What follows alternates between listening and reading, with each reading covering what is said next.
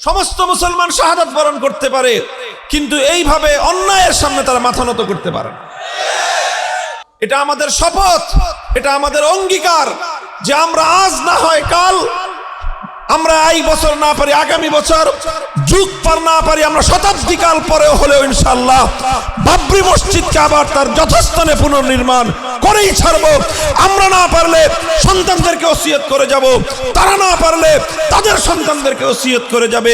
ফিলিস্তিনের মুসলমানরা যেভাবে মসজিদে আকসাকে রক্ষা করার জন্য দশকের পর দশক ধরে রক্ত দিয়ে যাচ্ছে, ইনশাআল্লাহ এই পাক ভারত উপমহাদেশের দক্ষিণ পূর্ব এশিয়ার মুসলমানরাও এই উপমহাদেশের মসজিদে আকসা বাবরি মসজিদকে পুনরুদ্ধার করার জন্য তাদের যা করতে হয় তারা তাই করবে ইনশাআল্লাহ। এই জন্য আমরা আপনাদের কাছে দোয়া চাই যেন আল্লাহ পাক রব্বুল আলামিন আমাদের এই উদ্দেশ্য আল্লাহ বাস্তবায়ন করার তৌফিক দান করেন। এটাকে যেন আল্লাহ পাক তার দ্বীনের জন্য এই উপমহাদেশে ইসলাম এবং মুসলমানদের জাগরণের একটা প্রতীক হিসেবে, মাইল ফলক হিসেবে যেন আল্লাহ পাক কবুল করেন। ইতিমধ্যে আলহামদুলিল্লাহ মসজিদ যেই জায়গাটায় আমরা প্রাক্কলন করেছি, আমরা যেখানে প্ল্যান করেছি মসজিদ যেই জায়গাটায় হবে আমাদের এই স্টেজের পেছন দিকে, তো আলহামদুলিল্লাহ তার প্রায় মূল জায়গা যেটুক নিয়ে আমরা খুব আতঙ্কিত ছিলাম, শঙ্কিত ছিলাম। আমি 2021 সালে গ্রেফতার হওয়ার আগেই সেই জায়গাটা বায়না করেছিলাম। এরপরে তো তুফান শুরু হয়ে গেল আমাদের উপর দিয়ে, আমরা সব লন্ডভন্ড হয়ে গেলাম। 3 বছর এই মাদ্রাসার সিলগালা ছিল। এই মাদ্রাসায় আমাকে গ্রেফতার করার পরে পুলিশ রেড দিছে, দিয়ে এখানে মাদ্রাসার ছাত্র শিক্ষক স্টাফ যা পেয়েছে, মাদ্রাসা বন্ধের সময় ছিল রমজান মাস, সবাইকে গ্রেফতার করে নিয়ে গেছে।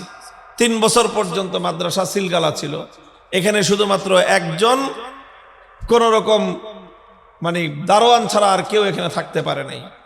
এই অবস্থার মধ্য দিয়ে আল্লাহ পাক রব্বুল আলামিন 3 বছরের প্রতিকূল আবহাওয়া অতিক্রম করেছেন, ঝড় তুফান আল্লাহ পাক নিজেই মোকাবেলা করেছেন আলহামদুলিল্লাহ।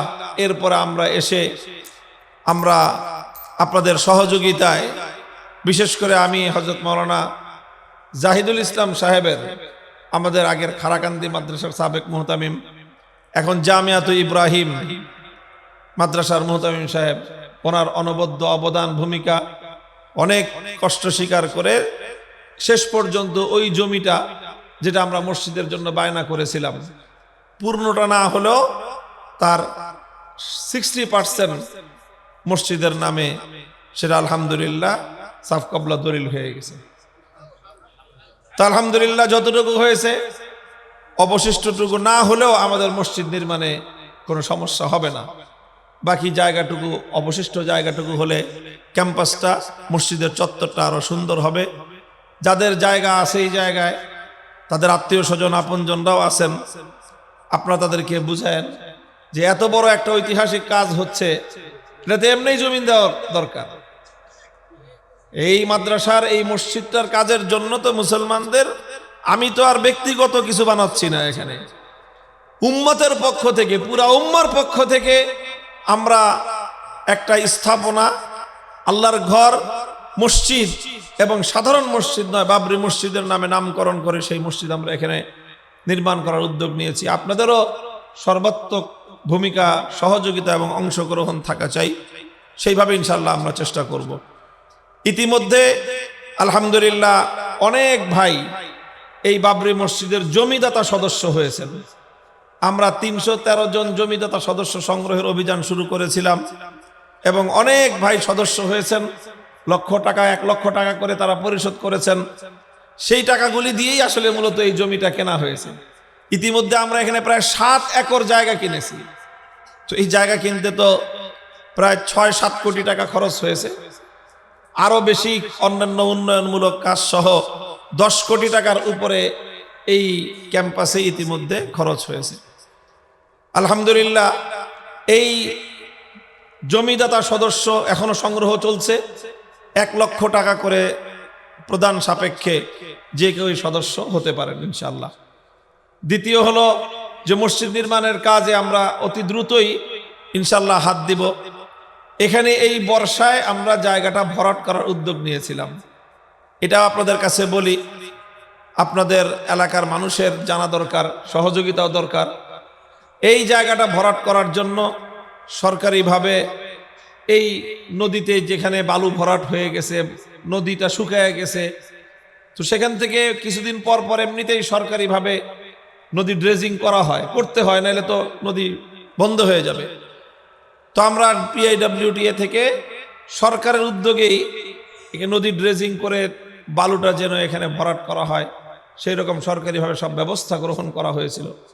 কিন্তু স্থানীয় কিছু মানুষ সহযোগিতা করেন নাই, তারা এটার বিরুদ্ধে আপত্তি জানাইছেন। এই জন্য আমরা আর নদী থেকে সরকারি অনুমোদন হওয়া সত্ত্বেও মসজিদের জমিটা ভরাট করতে পারিনি।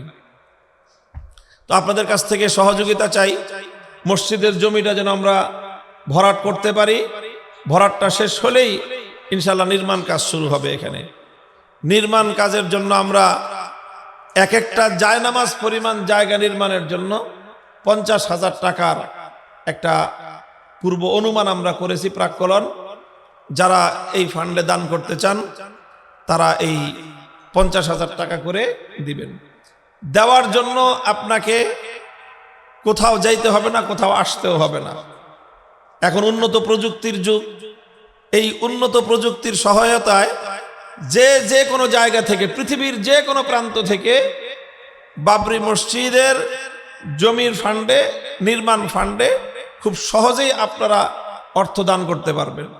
এমনকি আপনারা যদি এটা প্রকাশন করতে না চান নাম ঠিকানা, সেটাও সম্ভব। যেটা আমরা বলেছিলাম যে আমরা বাবরি মসজিদ ঢাকা, বাবরি মসজিদ ঢাকা নামে একটা অ্যাকাউন্ট খুলেছি। সেই অ্যাকাউন্ট, ব্যাংকের অ্যাকাউন্টে ডিজিটাল দান বক্স একটা অপশন আছে, সেই ডিজিটাল দান বাক্সও খোলা হয়েছে। ডিজিটাল দান বাক্সের অর্থ হলো সেখানে একটা QR কোড আছে। এই কোডটা আমাদের মাদ্রাসার এই আপনাদের মাহফিলের চতুর্পাশে বিভিন্ন বড় বড় ব্যানারের মধ্যে সেই কোডটা আপনার সেখানে স্ক্যানিং করা আছে, ছাপানো আছে। আপনাদের কাছে আমার অনুরোধ যে আপনারা অন্তত ছবিটা তুলে নিয়ে যায়, যে কিটা আছে, এই যে স্ক্যানটা যে আছে, QR কোডটা এই যে এটার মধ্যে, এখানে তো ছোট করে আছে। আপনারা দেখবেন যে মাদ্রাসার চতুর্দিকে এটা আমরা ফেস্টুনের মধ্যে টানায়া দিছি, ফেস্টুনের মধ্যে টাঙানো আছে। সেখান থেকে আপনারা এটাকে ছবিটা তুলে নিয়ে যাবেন। সেই ছবিটা তুলে নিয়ে গেলে এটা যে কাউকে আপনি ফরওয়ার্ড করে দিবেন বা যে কারো কাছে আপনি সেই ছবিটা দিয়ে দিবেন। QR কোডটা সে স্ক্যান করলেই এটা, আজকাল মোবাইল ব্যাংকিং এর, সবাই মোবাইল ব্যাংকিং করি আমরা, যে কোনো ব্যাংকের যে অ্যাপস থাকে সেই অ্যাপস থেকে QR কোড স্ক্যান করলে, অথবা বিকাশ, নগদ, রকেট এই জাতীয় অ্যাকাউন্ট যাদের আছে সেখানেও QR কোড স্ক্যান করার একটা অপশন থাকে। সেই স্ক্যান করলেই বাবরি মসজিদের অ্যাকাউন্ট সেখানে শো করবে। তারপরে আপনি কত টাকা দিতে চান ওটা সেন্ড করে দিলে অটোমেটিক আপনাদের অ্যাকাউন্ট থেকে, বিকাশ অ্যাকাউন্ট থেকে, নগদ অ্যাকাউন্ট থেকে, রকেট অ্যাকাউন্ট থেকে অথবা ব্যাংকের অ্যাকাউন্ট থেকে বাবরি মসজিদ ঢাকার অ্যাকাউন্টে টাকাটা ট্রান্সফার হয়ে যাবে।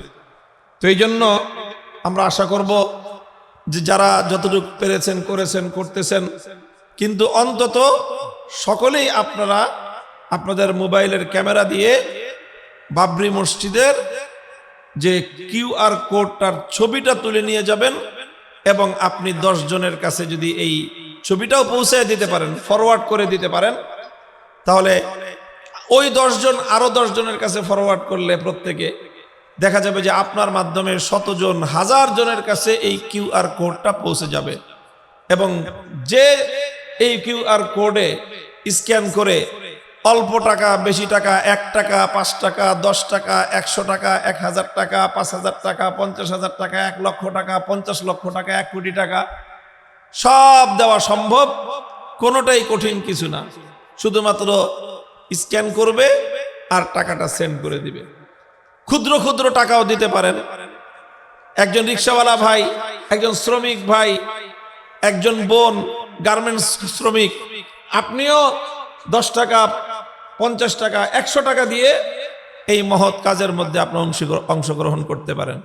ভারতের মুর্শিদাবাদে দেখছেন, মানে কয়েক কিলোমিটার রাস্তা জাম হয়ে গেছে মানুষের ভিড়ে। প্রত্যেকে ইট নিয়ে আসছে সাথে করে, ইট বাবরি মসজিদ নির্মাণ করার জন্য ইট দিবে। কেউ 10টা ইট, কেউ 20টা ইট কান্দে করে নিয়ে আসছে, কেউ সিমেন্ট নিয়ে আসছে।